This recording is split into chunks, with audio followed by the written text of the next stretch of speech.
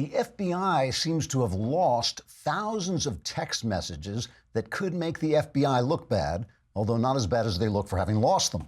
The text messages came between two FBI employees who were having an adulterous affair and conspiring against first a presidential candidate they hated and then the president-elect, but they were otherwise honest in every way. The news networks jumped on the story in order to perform the important journalistic function of pressuring the government to tell the whole truth. Here's a montage of the network's hard-hitting coverage.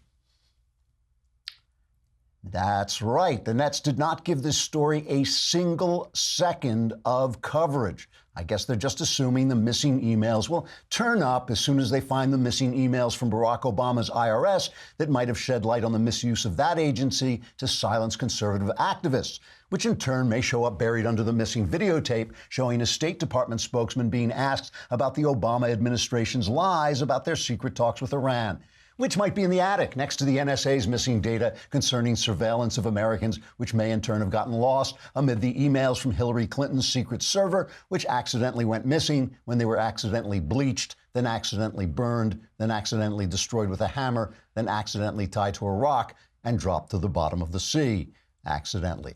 The media's silence on the deep state cover-up was followed by deep state silence on the media cover-up, which was followed by media silence on the deep state silence about the cover-up of the silence. One thing you gotta love about the media and the deep state, they may make a lot of noise, but at least they never say anything. Trigger warning, I'm Andrew Klavan, and this is The Andrew Klavan Show. I feel hunky-dunky, life is tickety-boo. Birds are winging, also singing hunky-dunky-doo. Ship-shaped, ipsy-topsy, the world is zippity-zing. It's a wonderful day, hurrah, hooray! It makes me want to sing. Oh, hurrah, hooray! Oh, hooray, hurrah!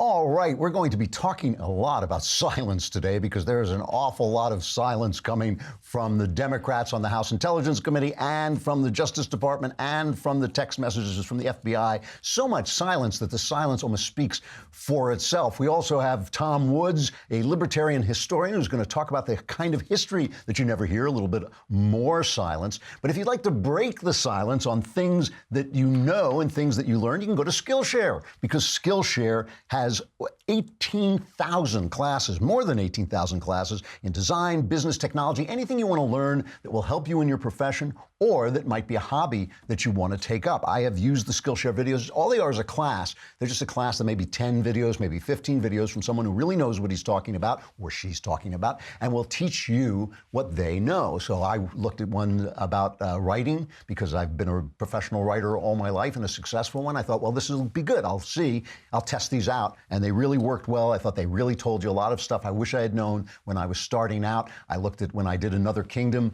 our podcast, which is now complete and ready to be viewed. When I did that, I looked up how to do a podcast. I'm going to look up marketing because I want to figure out how to do a second season of Another Kingdom. I'm going to look up how we can finance that on Skillshare. So just in time for the new year when you're making all these resolutions, I want to do this, I want to do that, Skillshare is offering my listeners a limited time offer of 3 months of Skillshare for just 99 cents. You know, for $1, it really is worth just going on and watching some of these videos because you will see how useful they are. So to sign up, go to Skillshare.com/Andrew99. Don't forget to use that because that's how they know that we're sending people to them.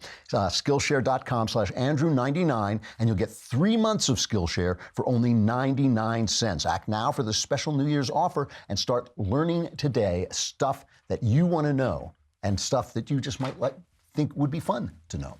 Skillshare. All right. So, you know, I'm going to be talking about the FBI, these text messages, and this FISA memo that you may have heard about, but I will tell you about it if you haven't.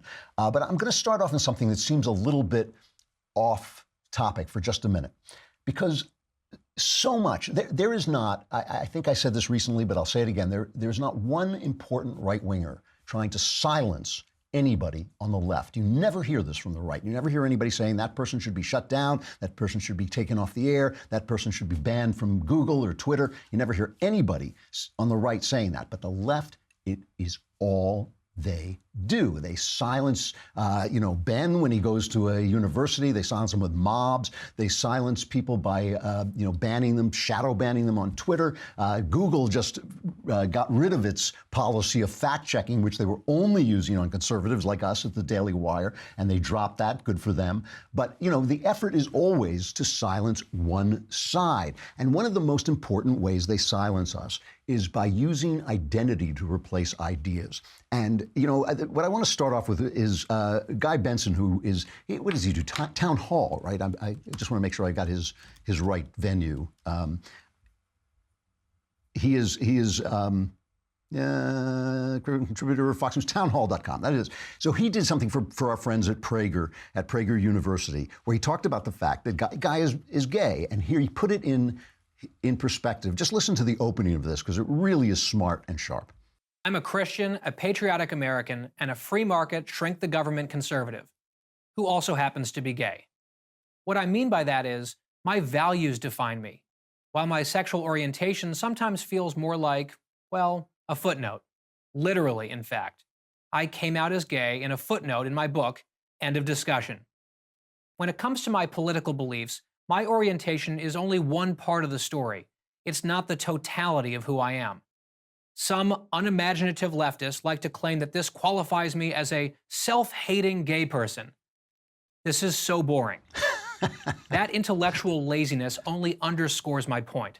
Far too often, people are sorted by their gender, or their skin color, or their sexual orientation, or any other immutable characteristic that has nothing to do with ideas or values. So go to PragerU and watch the whole thing, because it's really a good video from Guy. And the thing about it is this is purposeful.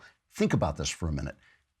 Good things are always harder than bad things, right? It's always easy to go down the slide into perdition, but it's always hard to climb up the mountain to the peak, right? Identity is easy, and this is true whether you're on the right or the left. Identity is easy. Ideas are hard. When a gay guy who's a fascist goes and sues some poor baker because he won't serve his wedding and he's a Christian and tries to drive him out of business essentially for his religion, and people say, those gays. It's not those gays, it's those ideas. It's those ideas, because there are plenty of gays who think that's disgusting, as I think it's disgusting, and there are plenty of gays who don't think that. It's easy to say, the gays, it's easy to say, the blacks, the black. It's the ideas. It's always the ideas. It is always the ideas that define what people are. Why does the left use identity to shut down ideas? They use identity to shut down ideas because their ideas are wrong. So if you say your idea is wrong, you say, well, you're just saying that because I'm a woman. You're just saying that because I'm black. This is what they do. And the reason I link this to what's happening at the Justice Department is the entire story of the Barack Obama administration was a man with bad ideas. He was an arrogant little fool with bad ideas who was so arrogant he didn't know how bad his ideas were and couldn't learn. You walked into a room with him, I'm told, by people who knew him, and he did nothing but lecture you about how wrong you were and how things really were. His ideas were wrong, but nobody would touch him because he was black. He was the first black president. You know how online they put TM next to things, trademark, it's like first black president, TM. And everybody, including me, did not want to see the first black president fail, but he did fail, and he failed not because he was black, he failed because of his ideas. But more than that, more important than that, he was corrupt. And the thing about Obama is I don't believe he was personally corrupt, like give me the money and I'll do a favor like Hillary Clinton, I think is money corrupt. I think he was corrupt in the sense that he thought his ideas were more important than the process by which we preserve our freedom, the constitutional process by which we preserve our freedom. He was constantly making speeches about what he couldn't do. I can't just have an executive order to let the illegal immigrants stay and give them amnesty because that would be against the Constitution. Then he'd do it. Because he realized over time, like Henry VIII realized over time how powerful he was, Obama realized over time that he could do virtually anything, including strangle Michelle in the Rose Garden, and the press wouldn't touch him because he was black. So he realized the ideas didn't matter, and he could do anything he wanted, and he stacked, especially the Justice Department, but also the IRS, he stacked the important agencies of government with his pals. Remember, Eric Holder, the Attorney General, said, I'm his wingman.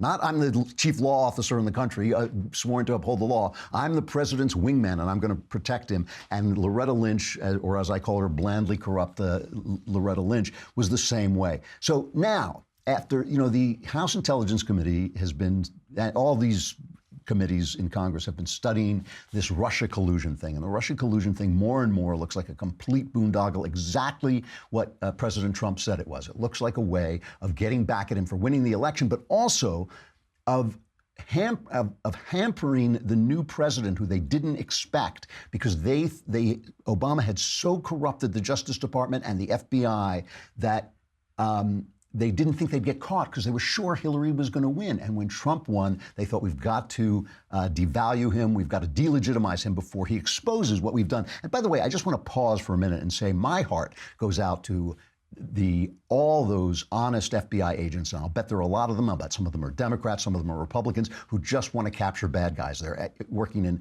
bureaus across the country. They're all over the place. They're just trying to do their job. They don't corrupt those guys so much. What they do is they corrupt the people at the top, and that just corrupts the entire agency. And suddenly you're trying to do your job and you're working for this completely politicized agency. So after months of hammering the Justice Department for information, the FBI sends over thousands of text messages between Peter Strzok and Lisa Page, these two FBI people. Strzok was involved in the Russian investigation and the Hillary Clinton investigation, and they were having an adulterous affair. And they're sending these text messages back at such an incredible rate. It was about 70 a day. It was about 70 text messages a day, right? And they send them over, but they send them over with a note saying they had failed to preserve the messages between these two between December 14th and May 17th, December 14th, 2016 and May 17th, 2017. So think about that for a minute. And by the way, I should mention that Byron York at the Washington Examiner is doing a fantastic job of covering this and keeping it up front and center and just giving the information. But think about that. That is when all this stuff happened. That's after the election, and as Trump takes power, and as the Russian thing begins, and as Comey is being fired. Remember, and Comey is then engineering the appointment of Robert Mueller to be an investigator. That's the stuff that has vanished, okay? But in it, there is some telling stuff. That in the email, text messages they've got, there's some telling stuff. But before we get to that, I just want to go back and play. Have I got Obama? Yes. This is cut number 10. This is Obama when they were investigating Hillary's emails, promising in this blandly corrupt way that his administration really mastered, promising that the investigation was going to be on the up and up. Can you guarantee to the American people, can you direct the Justice Department to say Hillary Clinton will be treated as the evidence goes, she will not be in any way protected? I guarantee that there is no political influence in any investigation conducted by the Justice Department or the FBI, not just in this case, but in any case. Full stop, period. And she will be treated no differently? Guaranteed, full stop. No political, nothing, okay? Now we have blandly sinister Attorney General Loretta Lynch, right? And she has a meeting. She has a meeting on a tarmac, a secret meeting with Bill Clinton, the husband of the woman being investigated by her people, by the FBI. And she says, oh, that didn't matter. We're just talking about our grandchildren. That's all we're talking about. And she comes out, and pay attention to this. This is July 1st, right? This is on July 1st. She comes out and she says, whatever the FBI says, this tarmac meeting meant nothing. Whatever the FBI says, that's what we're going to do. We're going to follow the law. This is cut number 7. As I've always indicated, the matter is being handled by career agents and investigators with the Department of Justice. They've had it since the beginning. They are independent. Which predates your tenure as Attorney General. It predates my tenure as Attorney General. It is the same team, and they are acting independently. They follow the law. They follow the facts. That team will make findings. That is to say, they will come up with a chronology of what happened, the factual scenario. They will make recommendations as to how to resolve what those facts lead to.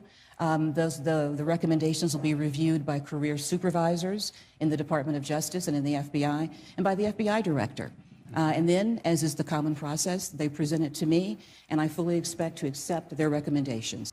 Okay, so that was probably the day before July 1st. So then on July 1st, Strzok sends a text message to his lover, saying this announcement looks like hell. And Loretta Lynch's announcement that she's going to back the play looks like hell. And Paige says, yes, it's a real profile in courage, since she already knows no charges will be brought. She already knows no charges will be brought. So what do these guys know, these FBI agents? And remember, Strzok is on this investigation, so he already knows she's been cleared. I mean, that's how blandly corrupt these guys are. Plus, there's other stuff. Now, I don't want to blow this out of proportion yet because we really don't know what it is. We remember that Page especially hated Trump, and Strzok's comments about Trump got worse and worse as his affair with her deepened. And they had this one comment about, we know, where he said, we know that he's going to lose, but if he doesn't, we need an insurance policy. And people have been wondering, is this Russia investigation the insurance policy they cooked up? And now in these, there's another thing. And again, it's very hard to put this in context, so don't jump to conclusions. Don't think it's a conspiracy right away, where they talk about we're forming a secret society. And here's Trey Gowdy, the investigator, commenting on that.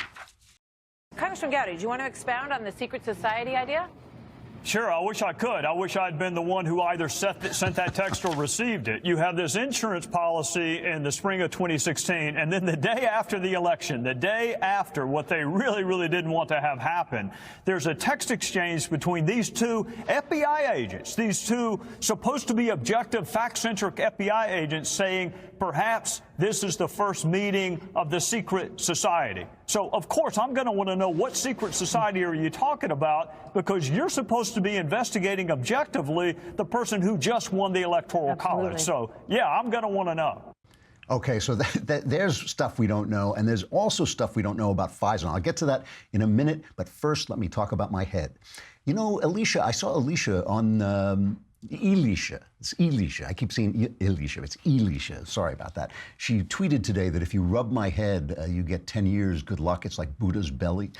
This is only true since I subscribed to DollarShaveClub.com, which was long before they were a sponsor. I went on DollarShaveClub.com because I was tired of paying a lot of money. I got a lot of real estate to shave. I was tired of paying a lot of money for disposable razors I then had to throw away. They're locked away. With Dollar Shave Club, you just subscribe. That's all you do, and they send you the razors you want. You can either get the simple one that has 2 blades, or you get the one that I have that's the executive that has 147 blades. I'm making that up, but that's what it feels like. It has so many blades. I always say that I start shaving in the morning, and right around lunchtime, I'm finished with the final blade goes over. Not only that, they also have all this other great stuff, much of which I have used, like shave butter, hair gel, body cleanser, all these other things that you can just put in the package. It's easy to change what's in your package from month to month. It's easy to skip a month if you want to. And now it's a great time to give Dollar Shave Club a try, because you can get the first month of their best razor, along with travel size versions of shave butter, body cleansers,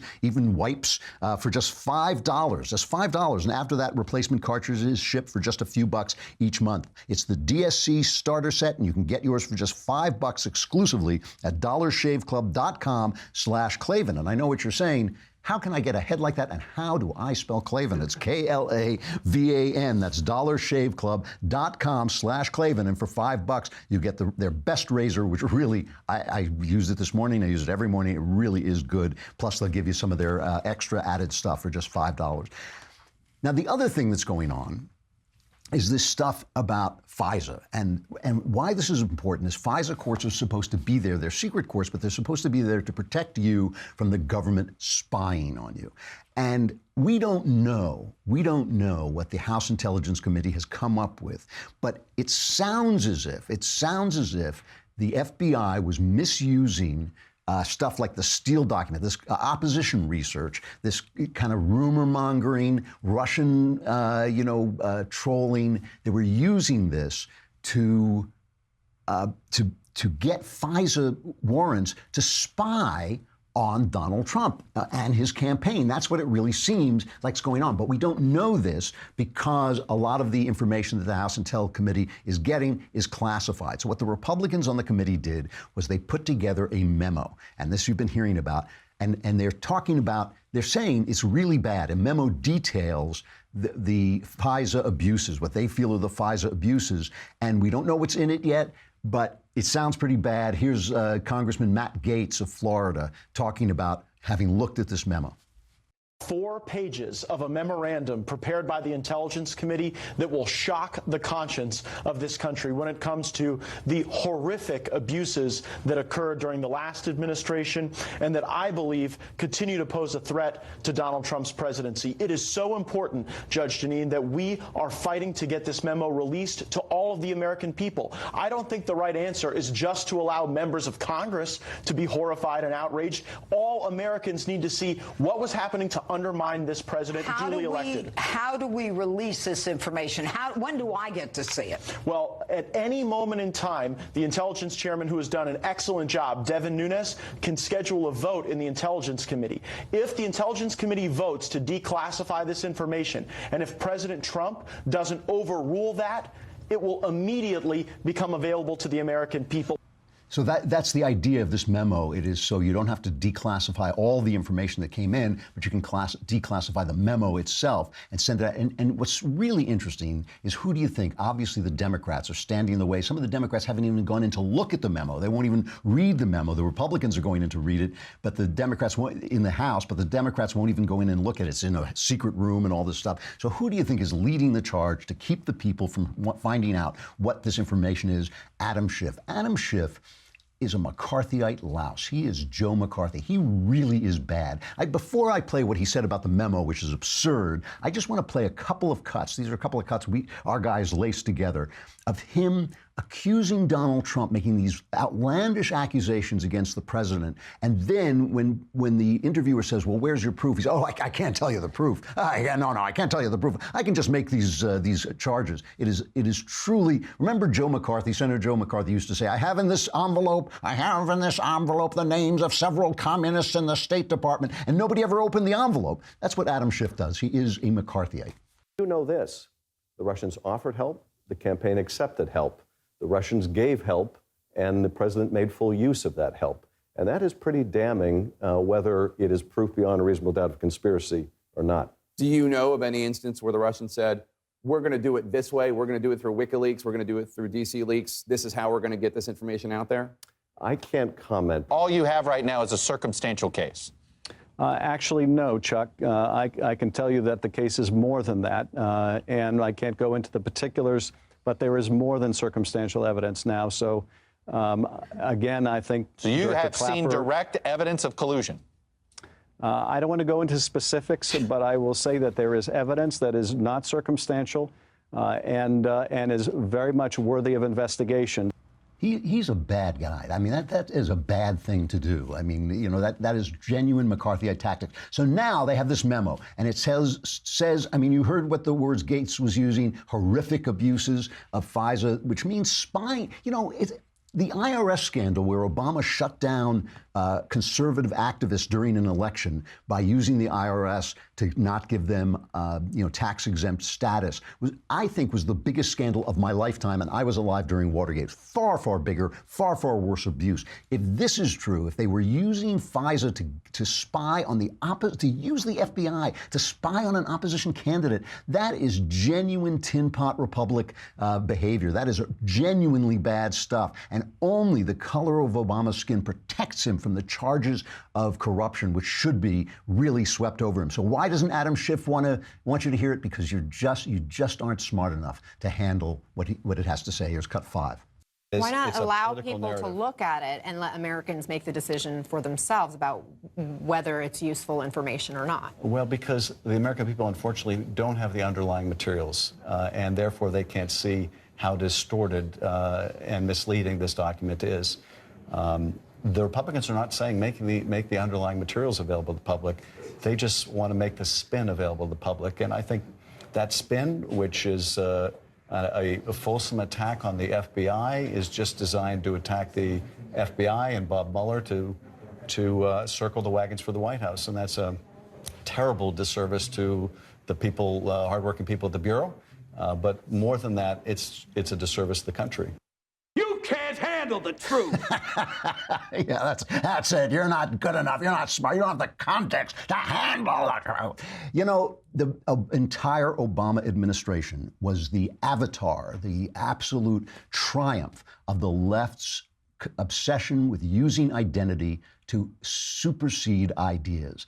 And if we fall for that by being bigots, by being actual homophobes, by attacking people en masse for who they are, we have lost the way, because what we want to do is we want to fight back with ideas, make them bring their ideas out into the open and discuss only their ideas. Obama failed because he did not know what he was doing. He did not know how the world works. He's an incompetent and an arrogant guy, and he had to use his identity ultimately to cover that up. We got to say goodbye to Facebook and YouTube. We've got Tom Woods, the historian, coming on in just a minute. Come on over to thedailywire.com. You can hear it if you subscribe. Hey, is tomorrow the mailbag?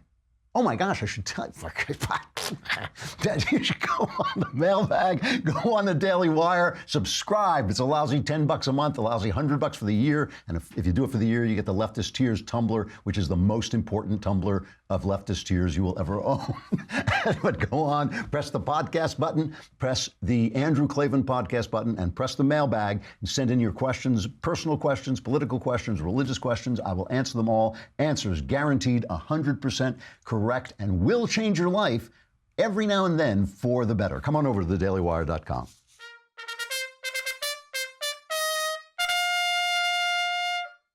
All right, Tom Woods is a historian, a libertarian, and a New York Times best-selling author who wrote the politically incorrect guide to American history. He wrote Meltdown. He has a book called Bernie Sanders is Wrong. He has two podcasts, Contra Krugman, where he refutes Paul Krugman's weekly columns, and he has another called The Tom Woods Show, which you can find on tomwoods.com. And you can also visit tomsfreebooks.com and get a free digital copy of one of Tom's books. This is a pre-recorded interview. We talked to Tom about the things people aren't learning about American history.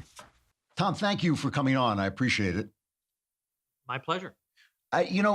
Let's begin with this. I mean, one of the most popular history books among young people is Howard Zinn's People's History of the United States, and it gets promoted on movies. In that picture, Good Will Hunting, they sell it very strongly as a radical way of looking at the world. I was happy to see in this new movie Lady Bird, the kind of jerk is reading it, the kind of abuser is reading the book. But basically, the idea of this book is that America is always in the wrong. I mean, we came here, we killed the Indians, we held slaves. He even blames us, I think, for World War II.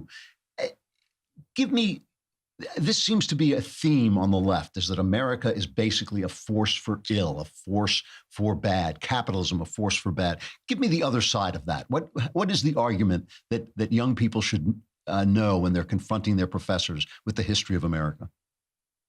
Well, I don't want to say I take a nuanced view on that, because I don't, but I do believe the U.S. government is a force for ill in my life and in the lives of a lot of people.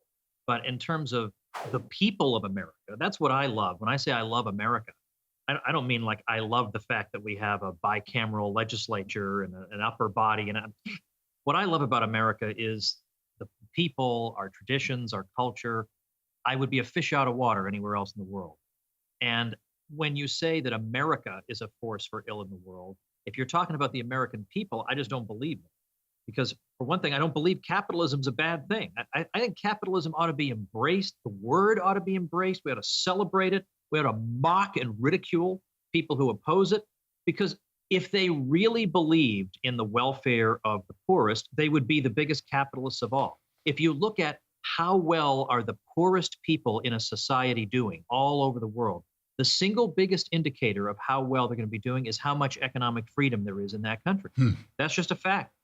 Even if you're talking about the Scandinavian countries, which are always thrown in our face, look at the Scandinavian countries. They have big government presence and they're doing very well. Well, a couple of things. They have a lot of capitalism too that overcomes the big government presence. They actually have, in some cases, more competitive economies than we do, and better rule of law and monetary policy and all that. But also, if you actually measure how well Swedes do in Sweden and how well Swedes do when they come to America, well, in many cases, they earn 50 to 100% more in America. So yeah, they do really great in Sweden, but they do even better under American capitalism. So hooray for it. And in fact, over the past 200 years around the world, just 200-year period, there has been an 11-fold increase in the per capita income, even if we include the worst, most backward, I dare not say a certain word, countries in that calculus, Yeah. We still have seen an 11-fold increase. In some parts, it's been even more than that. I mean, we've gone from, in other words, people used to, in 1820, people were living on $3 a day. And on average in the world, it's now $33 a day. And in the advanced countries, it's $100 a day. And in a pinch, you could get by on $100 a day because people do. A lot of people get by on $100 a day. Mm-hmm. The point is, nothing like this in terms of the growth in the standard of living has ever been seen in the history of the world at any time ever. And this happened overwhelmingly in spite of government involvement. It happened because of capital accumulation and the push on the standard of living that's caused by that. So I don't want to hear these people grousing and whining about the poor. They've done, the only thing those folks have done is made this process prolonged. Now, what about when you talk about the government? The government has been, in the last, really since World War II, I guess it is, maybe since FDR, the government has grown exponentially. It has reached into especially the federal government, it reaches into every aspect of our lives. But before that, we really did have a hands-off government for a very long time. And it really showed in the way that America became the great engine of democracy that it was. I mean, isn't that what made America great? Yeah, the United States became the greatest industrial power in the world. Basically before it even had an income tax. I mean, just right around that decade. And then when they introduced the income tax, it was so minor, almost nobody even noticed it was there. So yeah, all these things did indeed happen just because that's how a free, spontaneous people operates. But if you read a typical textbook, it doesn't have to be Howard Zinn. The textbook you get, I remember perfectly well what 7th grade was like. The textbook was, if it weren't for your wise overlords in Washington, D.C., you and your kids would be working in a coal mine for 3 cents a day, getting your limbs blown off, and every sandwich you eat would probably be poisoned, and your toaster would be exploding, and your TV monitor would be blowing you into bits. And people just go ahead and accept that. And I get why they say that. But every aspect of this is wrong. The reason people had low standards of living 100 or 200 years ago is that the whole society was poor at that time. It wasn't because all the rich people were hoarding all the big screen TVs for themselves. There weren't any of those things. And if you tried to solve this problem through redistribution, all right, well, everybody would get like 1/10 of an extra chicken leg, and that'd be the end of it. It would not have solved anything. Yeah. So when I look at the young, especially millennial generation, people in college, relentlessly fed this diet, this intellectual diet of anti-Americanism, anti-capitalism. I mean, they go out and they follow Bernie Sanders, who is essentially preaching the gospel that left Venezuelans eating their cats, and people are cheering for this clown, a guy who honeymooned in the Soviet Union. Now, you have a website, tomsfreebooks.com, and you have books that you give away there, basically, say Bernie Sanders is wrong. Are you optimistic about reaching the young? Do you feel that there's any chance to turn this generation around and re-educate them?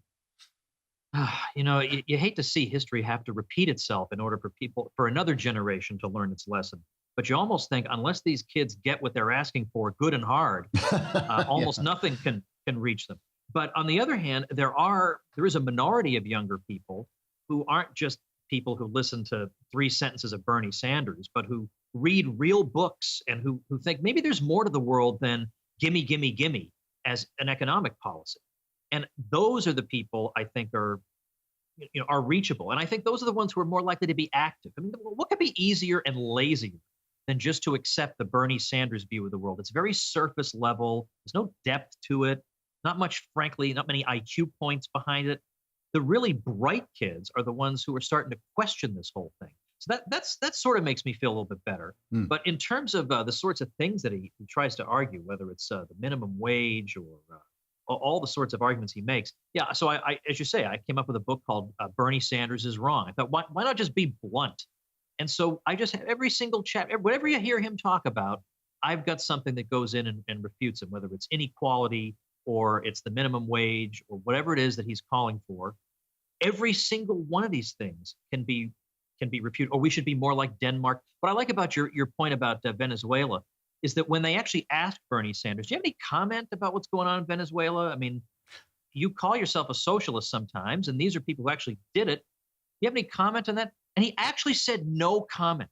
Wow. And yeah, maybe I wouldn't have a comment either in that situation. Whereas the funny thing is, the polar opposite of Bernie Sanders would be Ron Paul. And even if you're asking him a really hard question that probably in his heart of hearts he doesn't want to answer, I never heard that guy say no comment. I'll give an answer that all my campaign managers are going, oh, why is he not just sidestepping this? At least the guy gave us an answer. This creep won't even tell us, he's too busy moving from one of his 3 houses to the other to tell us how he feels about people scrounging around for scraps in a country that took his advice. Now, you describe yourself, speaking of Rand Paul, you describe yourself as a libertarian. Is that fair to say? Yeah, I do. Yeah. Can you define that? What does that actually mean? Because every time I listen to libertarians, all they talk about is dope, is pot, and I keep thinking, I'm sorry, but that's just not the thing that wakes me up in the middle of the night worrying for my country. No, it's not. And I mean, you're looking at the squariest of the square among the libertarians. Okay. Right? I mean, we drive a minivan with the kids and all that. So I've never consumed any of that stuff at all.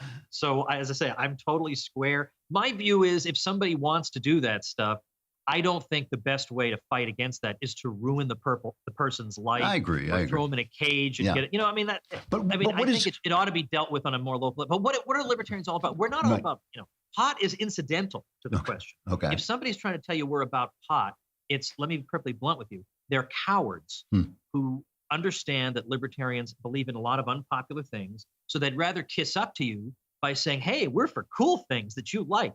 Whereas I feel like it's better to be just blunt and honest up front. And if we're going to like each other, fine. If not, or maybe you'll come to like me a year down the road when you think about it, but it's better than being dishonest. All it means is that we believe that people should interact with each other on a voluntary basis. No initiation of force against other people. It should be entirely peaceful. That's all we believe. So that doesn't mean that any peaceful thing somebody does, I personally endorse. I think a lot of knuckleheads out there who do stupid things all day. But I also believe that I have plenty on my plate as a father of 5 kids as it is. And it's everybody's responsibility to look after his own hearth and home first. And that was the old traditional conservatism was mind your own business. So what is that is the first principle. Where does that become unpopular? I mean, that seems pretty basic Americanism. Each his own. Takes different kinds to make a world. Right. So it becomes unpopular. Becomes unpopular if I say, therefore, I want to abolish antitrust law. Oh, wait a minute, I just lost a lot of people. Or I don't think there should be a minimum wage. Ouch. Or and so I can keep on going. Or I would like to see the government have to raise money through bake sales. Just like you used to see. The Pentagon should have a bake sale. I like the whole government to have to do that. I'd like them to have to scrounge around to wonder where their resources are going to come from. It comes when you say end the Fed. It comes so there's a lot of possible unpopularity, but when I look at how screwed up American society is, so far away from where I'd like to see it, I'm not afraid of holding an opinion that the New York Times doesn't approve of, and even, frankly, that the Weekly Standard doesn't approve of. I'm not particularly impressed with the job either of these sources has done. So you're also, I believe you're a convert to Catholicism, right? You were Lutheran and you're... That's right. Speaking of unpopular positions. Well, I'm a convert from Judaism to Episcopalianism, so I'm close. Okay. But now where do you put it? This is a question I get all the time because I'm basically a libertarian. I have a few conservative views, but basically a libertarian. But a lot of people say I'm very much opposed to abortion. And people say, well, aren't you a libertarian? Why should the government interfere in this process? Where do you stand on this? Well, but it would be like saying I'm against murder and I think people should be punished for murder. We wouldn't say, I thought you were a libertarian. Well, okay, but I do believe that it's okay for anybody in the world to do the right thing. So even a government official, it's okay for that person to stop me from killing somebody. Right. I'm okay with that because it's okay for anyone to do the right thing. So when it comes to abortion, there is actually debate among libertarians about abortion. There's a group called Libertarians for Life. And they generally make secular arguments against abortion. Yes. Although there's nothing preventing a libertarian from making a religious argument against abortion. But the argument would be that if an unborn child has rights, then it would be aggression to deprive that unborn child of rights. And the argument would kind of run like this. If I put you in a condition where you are at risk, you're in danger. Like, for instance, let's say I can fly my own plane. I put you in my plane and we fly up 10,000 feet. while we're at 10,000 feet, given that I put you in that position, I can't announce, well, I'm kind of tired of your company. I don't want you around anymore, and just throw you out and say, look, I'm just expelling him from my private property. Right. Not so. I put that person in that dangerous situation. Well, likewise, in the vast majority of cases, a child winds up in the womb for reasons we all understand. Right. And that child has been put in that vulnerable situation. And therefore, you can't just, do the equivalent of throwing the child out at 10,000 feet. And also, I mean, one of the arguments that you even hear some libertarians use for abortion is the argument of Judith Jarvis Thompson from the 70s, that the child is like a parasite or a trespasser. Yes. Yeah. Now, we can get into the biology of what parasites are, but in terms of trespassing, if trespassing means being where you're not supposed to be, where is the child supposed to be if not the womb? Fair enough. I'm running out of time. Can you give me a quick answer to this? When you look at Donald Trump, is he helping your cause or hurting it? I would say a little bit of both. Okay. I like that he's slashing and burning some things, but he's not slashing and burning nearly enough. Okay. But I'm willing to be converted. I'll say that. Interesting. Tom Woods, tomsfreebooks.com, the author of several books, including the Politically Incorrect History of America.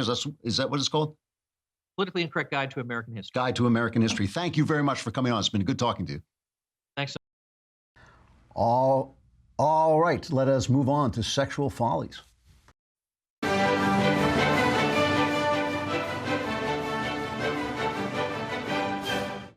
So here's a story that I feel was kind of misreported a little bit. Remember, it was last week, I guess, when they set off the alarm in Hawaii that the nuclear missiles were inbound. It's easy enough done. You mean to hit the unlock the refrigerator button, but instead you hit the nuclear war button. And everybody panicked. And they had this thing where they said that after it was over, the traffic on Pornhub spiked, as if, everybody thought, oh, we're still alive, let's watch porn. But that's not actually what happened. What happened was during the event, the traffic on Pornhub dive bombed. It dropped about 77%. So it's like people stopped when they thought they were going to die. People stopped watching porn, and then it spiked as everyone went back to the porn, and everybody rushed back to the site. But I think that's very different, because when you're about to die, obviously you start paying attention to the stuff that matters, right? Because time is running out, and you start to realize that life is beautiful. You want to be paying attention. You want to be running around screaming. Maybe, I don't know what you want to be doing, but you probably want to be telling, it was like 9/11. People called up and their relatives and said, I love you. They didn't call up their relatives and say, they didn't go on Pornhub. They didn't go on sites. They went for the people who loved them. So I bring this up because my daughter, Faith Moore, writing at PJ Media, wrote a piece today with the incendiary headline. She probably didn't write the headline, but the incendiary headline, Dear Feminists, if you want a real man, act like a woman, which I love. I told her she's out of the sisterhood. But she points out, she says, a recent article on Scary Mommy by popular blogger Samara says, the article is called, Sometimes I Want to Be Held by a Man Naked Without Having Sex. Is That Okay? And my daughter says it simultaneously makes the point that women need intimacy in their lives, which is true, and that they should be able to expect it from the random guys that they go out with one time, which is not true. Okay. She quotes Samara, I dread the idea of having to make constant compromises. Relationships are hard. And if introducing a partner into my life is going to create drama and pain, I'd rather be alone. Instead, she longs to find intimacy with the random people she dates. She says, I'm a highly sexual person, and I like kinky sex as much as the next wanton woman. Sometimes, though, I just want to lie next to someone who will hold me. This never happens. Boy, that's a head scratcher. Faith writes, of course it doesn't. Samara's weird sexual preferences aside, she and many other women have been duped by a nonsensical philosophy into believing that engaging in hookup culture as if they were men will get them the intimacy they crave because they are women. And the point is, again, it's the same point. It's hard to live by ideas instead of by identity. But once you realize that the things that are important in life actually aren't on Pornhub, the things that are important in life actually can't be found in a hookup culture, once you start to realize that, Of course it's hard to live by your ideas. Of course it's hard to live in relationship. Of course it's hard to live in intimacy. There's all kinds of difficulties with it, but the straight and the narrow path is the path that leads upward. The wide open path is the path that leads down and into perdition. So that is why you take the trouble to live by ideas, by good ideas, by true ideas, by smart ideas that actually describe reality, instead of living by your pleasures and your identity, which will pretty much come down to the same thing. The mailbag is tomorrow. Go on thedailywire.com if you're a subscriber. If you're not a subscriber, go on thedailywire.com and subscribe. Then hit the podcast button, hit the Andrew Klavan podcast, hit the mailbag, ask any question you like. I will answer it. The answers are guaranteed 100% correct and will change your life, sometimes for the better. I'm Andrew Klavan. This is The Andrew Klavan Show. We'll see you tomorrow.